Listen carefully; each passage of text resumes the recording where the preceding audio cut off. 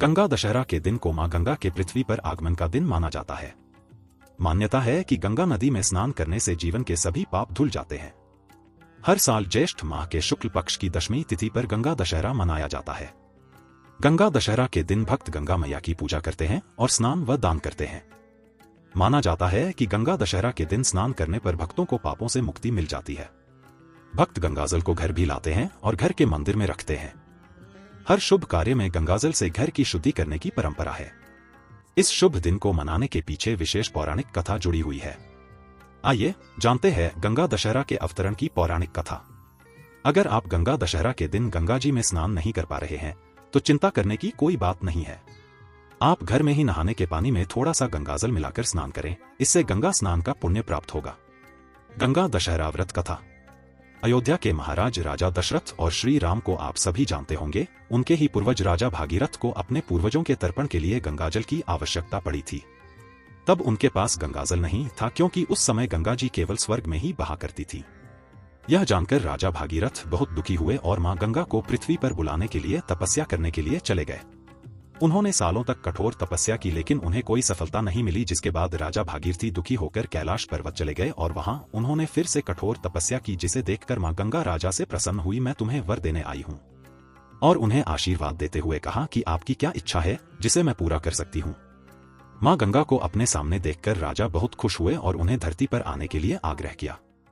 राजा भागीरथ ने बड़ी नम्रता से कहा, आप मृत्युलोक में चलिए। राजा भागीरथ ने किया फिर से कठोर तप।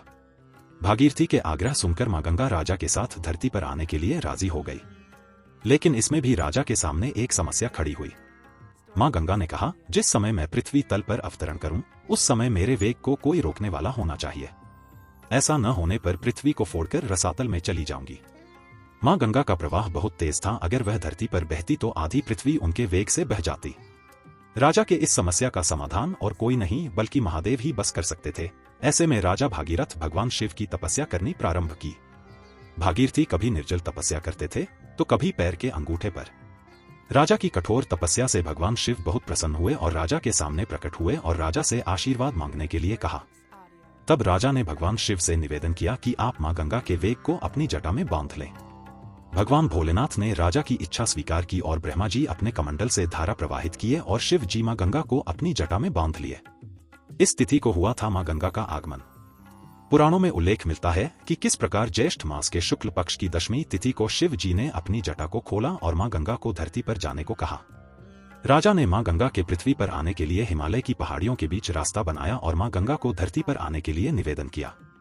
जब मां गंगा धरती पर आई तब राजा ने उनके जल से अपने पूर्वजों का तर्पण किया। उस दिन से ज्येष्ठ मास की शुक्ल पक्ष की दशमी तिथि को गंगा दशहरा के पर्व के रूप में जाना जाने लगा। गंगा दशहरा को मां गंगा के धरती पर आगमन का उत्सव मनाया जाता है।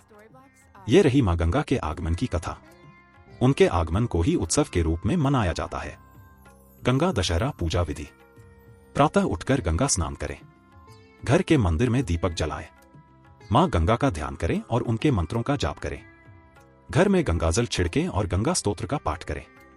मां गंगा का स्मरण करते हुए दान करें। घर में रहकर ही गंगा मां की आरती गाएं। घर में सुख समृद्धि का वास स्थापित होता है। मां गंगा की पूजा से 7 पीढ़ियां तक तर जाती हैं।